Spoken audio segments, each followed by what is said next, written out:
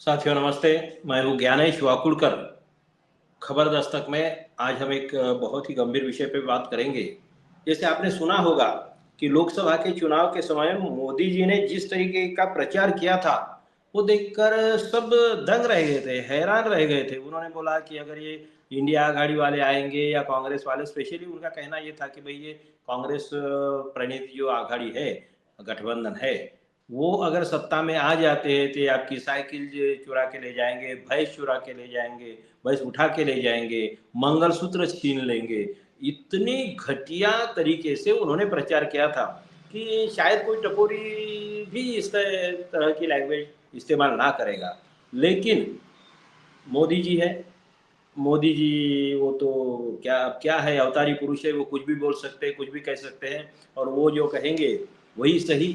उन्होंने जो बोला तो उस पे भरोसा करना होगा। लेकिन सबसे बड़ी बात है कि इनकी करतूतें जो है, ये जो बोलते हैं कहते हैं उससे उल्टा काम करते हैं। देश नहीं झुकने दूंगा, देश नहीं बिकने दूंगा करके जो नारे लगाए थे, सबका साथ सबका विकास करते करते लोगों को जो जिस तरीके से उन्होंने उल्लू बनाया, असल में उसका नतीजा हम देख रहे हैं कि सारा देश बिक रहा है। हवा मतलब एयरलाइंस बिक रही है, रेलवे लाइंस बिक रही है, समंदर बिक रहा है, हर चीज बिकी हुई है। कई ऐसी एक चीज बची नहीं है। अब एक नई खबर जो है, और इसीलिए क्या है कि ये बेचा वो बेचा कुछ नहीं, और उनको कुछ पूछिए नहीं, क्योंकि मेजॉरिटी होती है। और उन्होंने ब्लैकमेलिंग के भरोसे पे अपनी भारतीय जनता पार्टी और अपनी सरकार इस तरीके से मजबूत की है कि ब्लैकमेल मेल करो। बाकी पार्टियों में हो या बीजेपी में हो, मैक्सिमम नेता आजकल तो ऐसा है, सभी को मालूम है कि मैक्सिमम नेता करप्ट है, भ्रष्ट है, इनके कई काले धंधे हैं, बेहिसाब संपत्ति है, और उस आधार पे उन्हें ब्लैकमेल किया किया जाता है, धमकियां दी जाती है। कईयों के तो मर्डर भी हो गए हैं। और इस आधार पे बड़े बड़े नेताओं को डराया धमकाया जाता है, उनको अपने साथ में मिलाया जाता है और मन चाहा काम उनसे करवाया जाता है। ये देश का बहुत बड़ा दुर्भाग्य है। सत्ता इसकी है उसकी है ये बात नहीं है, ये तो चलते रहता है। जनतंत्र है तो सत्ता आएगी जाएगी, एक पार्टी आएगी दूसरी चली जाएगी, सत्ता में फिर तीसरी पार्टी आएगी, ये चलेगा। इसमें कोई हर एक की पॉलिसी अलग हो सकती है, रणनीति अलग हो सकती है, मगर इकोनॉमिकल मामले में हो, रिलीजियस मामले में हो, कोई भी मामला है, कोई भी विषय है, तो उस मामले में इंसानियत और देश की आजादी और समता मूलक समाज की व्यवस्था, और उसको कहीं ठेस ना पहुंचे, ये ख्याल हर पार्टी ने रखना चाहिए, ऐसी किमान अपेक्षा होती है। लेकिन मोदी जी है या बीजेपी जो है, मोदी जी के बाद में, मोदी जी के उदय के बाद में अपने देश के राजनीति में इस तरीके का ये आ गया, सबका साथ सबका विकास बोला तो है, बोलते तो है, नारे तो लगाते हैं, लेकिन सीना ठोक ठोक के बातें करते हैं, लेकिन काम उसका उल्टा करते हैं। अंबानी अदानी, राहुल गांधी तो हमेशा बोलते हैं, विरोधी जो भी लोग हैं, वो विरोधी पार्टियां भी बोलती है कि अंबानी अदानी के ये मैनेजर है, स्टेट एजेंट है।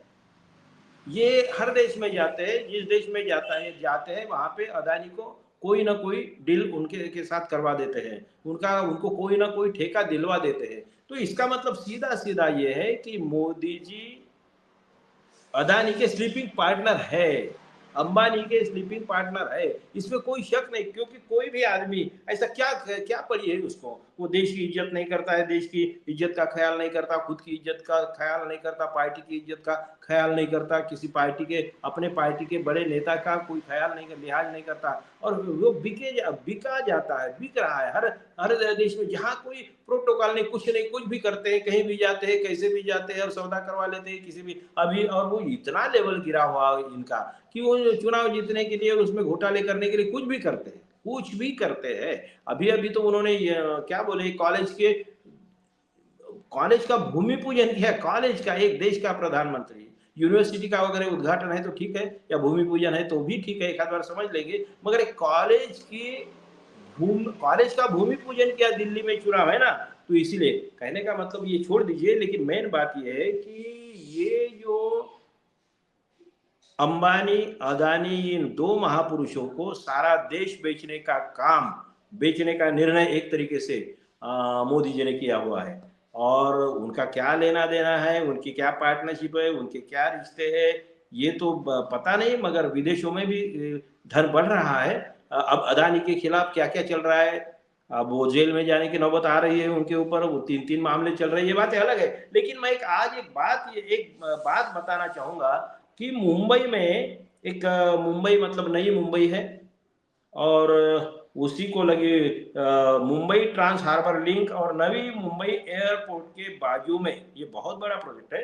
नेचुरली एयरपोर्ट के बाजू में जो जमीन थी 5,286 एकड़, 5,286 एकड़, 86 एकड़ जमीन जो है, वो जमीन 2,200 करोड़ में बेची गई है। किसको?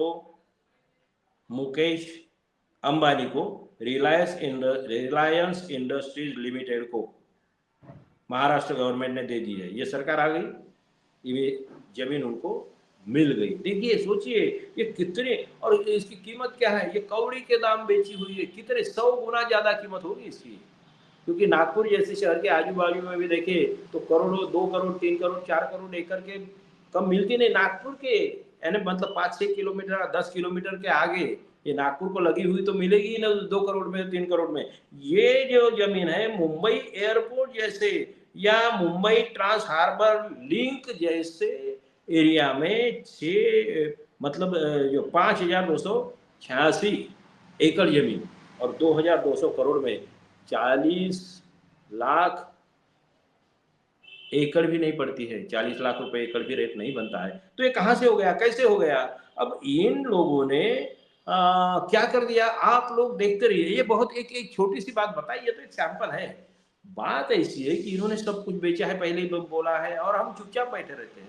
हम ये धर्म के नाम पे, जाति जाति के नाम पे ये सब बहकाया जाता है, फुसलाया जाता है, गाय के लिए बोला जाता है, और उन्हीं के गाय का ही धंधा किया जाता है। ये सब तो आज आज ये जमीन की बात नहीं है, इसमें आपके घर तक आएंगे, ये आपकी जमीनें आपकी नहीं रहेंगी। ये यहाँ तक कि इनकी चालबाजियां चल रही है, यहाँ तक कि कानून में इतना ही बदलाव कर रहे हैं ये लोग कि जो चाहे करे। ये कृषि कानून वगैरह क्या थे कि आपकी जमीन है वो कोई कंपनी को देना पड़ेगा आपको, या क्या बोले, बड़े लेवल पे फार्मिंग करना होगा, और जो आप कर नहीं पाएंगे तो कंपनी को देना होगा। कंपनी को देने के बाद में अगर उनके टर्म्स कंडीशंस आपको बाद में ये कोई प्रॉब्लम हो गया तो आपको कोर्ट में जाने का अधिकार नहीं है। आप जाएंगे फिर कलेक्टर के पास जाएंगे, कलेक्टर ही आपका फाइनल डिसीजन देगा। आप कोर्ट में जा नहीं सकेंगे, कलेक्टर ही आपका सब कुछ होगा। मतलब अगर सोचिए कि अंबानी अदानी के खिलाफ में अगर हमारा एक किसान, एक मामूली किसान, आज ही हमारा किसान एक सादे तहसीलदार के ऑफिस में जाने के लिए डरता है, उसकी कोई पूछ नहीं होती, उसको कोई नजदीक नहीं करता, वो डरता है, घबराता है, बात नहीं कर पाता है, पैसे नहीं होते उसके पास में। वो अगर कलेक्टर के सामने अगर अंबानी अदानी का वकील होगा और ये गरीब किसान जाएगा तो कलेक्टर किसके फेवर में है और कितनी बार जा पाएगा? हिम्मत है क्या किसान की? लेकिन इन्होंने कानून ऐसा बनाया था कि कोई नहीं, वो जमीन ले ली बोले तो ले ली, फिर जो बोलेंगे वही होगा। तो इस तरीके का इन लोगों ने क्या, इनके दिमाग में क्या है समझ में नहीं आता। सारा देश, मल्टीनेशनल कंपनियां बोलिए या बड़े बड़े कारपोरेट घराने हैं, उनके हवाले कर रहे हैं। बड़ी बड़ी एयरपोर्ट तो कर दिए, समंदर कर दिया, फिर समंदर पे जो वो बंदर वगैरह गुजरात में आपको मालूम है कि कितना, यानी क्विंटल से, टनों से ड्रग्स आते हैं, कहां गए पता ही नहीं होता है। ना केस होती है, ना कोई जेल जाता है, किसको बेचा जाता है इसका भी कोई पता ही नहीं चलता अपने को। देश ही इन्होंने, संसद में भी क्या है, कोई कानून करना बनाना है तो इन्होंने विरोधी पार्टी को पिछली बार देखा 100-100, 150-150 लोगों को डिस्क्वालीफाई करते फिर कानून बना देते हैं, कुछ भी बना। सुप्रीम कोर्ट तो इनके इन्होंने खरीद लिया है, सुप्रीम कोर्ट में भी कैसे कैसे दल्ले बैठे हैं। तो कहने का मतलब क्या है कि बहुत भयंकर परिस्थिति से हम गुजर रहे हैं। सवाल एक लैंड पार्सल का नहीं है, सवाल इस भूमि का नहीं है, एक ही भूमिका नहीं है, ये किस तरीके से, किस लेवल। और इसीलिए हम अब करें तो क्या करें, सवाल ये भी है कि करें तो क्या करें। आप लोगों ने ही समझ लीजिए, हम लोगों ने ही समझ लीजिए, इनको जिता दिया है। मशीनों में क्या क्या गड़बड़ियां होती है ये तो मालूम है, हैकिंग होता है ये तो मैं भी नहीं मानता, लेकिन उसमें काउंटिंग में, वोटिंग के समय में वो कर दिया जाता है। अब ये देश इस पोजीशन में आके खड़ा हुआ है कि हमारी आजादी छीन ही गई है करीब करीब। दिखावे के लिए कॉन्स्टिट्यूशन बची है, दिखावे के लिए न्याय व्यवस्था बची है, दिखावे के लिए एडमिनिस्ट्रेशन बचा है, दिखावे के लिए ही पुलिस यंत्रणा बची हुई है, लेकिन सब अंबानी, अदानी, मोदी, शाह इनके इशारे पे काम करती है। उसमें गडकरी का भी नहीं चलेगा, उसमें कोई किसी का, बीजेपी फडणवीस का भी नहीं चलेगा, दिखावे के लिए। ये तो सिर्फ उनके एक प्यादे हैं, इनके जरिए काम किया जाता है, साइन इनकी होती है, मगर काम जो होता है, जो भी होगा, जो भी समर्पित किसको ये होगा, अदानी या अंबानी को होगा। और ये अंबानी का ये जो अभी लैंड का जो पार्सल जो अभी बेचा गया है उनको, और कौड़ी के दाम बेचा गया है। ये पूरी मुंबई जो है, मुंबई अभी से देखिए कि अभी अभी ये जब सरकार आ गई, या पहले सरकार मतलब कुछ जो हरियाणा के चुनाव में जो रिजल्ट वगैरह आ गए और वो बीजेपी के फेवर में गए, और तब से मुंबई में नॉन मराठी लोगों का आतंक बढ़ गया है। वहां पे नॉन मराठी मतलब गुजराती लोगों का आतंक वहां पे बढ़ गया है। कोई दुकान में अगर कोई सामान लेने के लिए गए, तो बोलते हैं गुजराती में बात करो नहीं तो कुछ नहीं होगा। इसीलिए मारा है, पीटा है। एक जो सोसाइटी में, हाउसिंग सोसाइटी में अधिकारी ने मारा है मराठी आदमी को।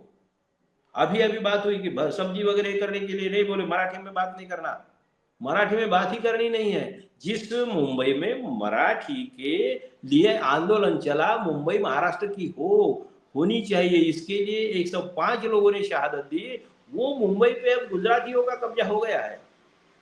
मराठी बोलने वालों को मारा जाता है, पीटा जाता है, धमकियां दी जाती है, और डरते नहीं है, डरते नहीं है वो लोग। तो ये जो बात है, ये बहुत खतरनाक मोड़ पे हम आ गए हैं। हो सकता है कि इसी का, मुझे लगता है कि ये हो सकता है, ये अगला कदम होगा कि मुंबई को गुजरात के हवाले फिर से कर दिया जाए, या फिर केंद्र शासित प्रदेश बना दिया जाए। लेकिन डाउट ये है कि गुजरात को ही जोड़ देंगे, केंद्र शासित कर देंगे पहले, तो फिर ये गुजरातियों का सवाल ये नहीं कि गुजराती है, बिहारी है, यूपी है। मैं उस मामले में प्रांतवाद में या भाषावाद के चक्कर में मैं नहीं बोल रहा हूँ। मेरा कहने का मतलब सारा देश एक है, तो वहां पे सज्जनता से रहो, सभ्यता से रहो, कानूनी तौर पे जो भी व्यवहार कर रहे हैं कर सकते हो। लेकिन जिस तरीके से ये बेचा जा रहा है, हर चीज बेची जा रही है, कौड़ी के दाम बेची जा रही है, किसी की सुनवाई नहीं होती, किसी को बताया नहीं जाता, जो मन आए अपनी बाप की प्रॉपर्टी, पर्सनल प्रॉपर्टी अगर कोई बेच देता है। इसी तरीके से मोदी, शाह ये सारी देश की प्रॉपर्टी बेच रहे, सारा देश बेच रहे, महाराष्ट्र बेच रहे, मुंबई बेच रहे, कल आपका गांव भी बेच देंगे, आपको पता नहीं होगा। ये बहुत ही खतरनाक मोड़ है, बहुत ही खतरनाक माहौल है। और हमारे राजनेता है कि अपने मतलब के लिए, पॉलिटिकल स्वार्थ के लिए उन्हीं के इशारों पे चलते हैं। इसके लिए हम क्या करें क्या नहीं करें समझ में नहीं आता। और लेकिन सच्चाई ये है कि हमारी मुंबई की इतनी बड़ी जमीन बिक गई है, और वो अंबानी को मिल गई है। आप देखते रहिए क्या करे क्या नहीं करे, सोचते रहिए, देखते रहिए। धन्यवाद।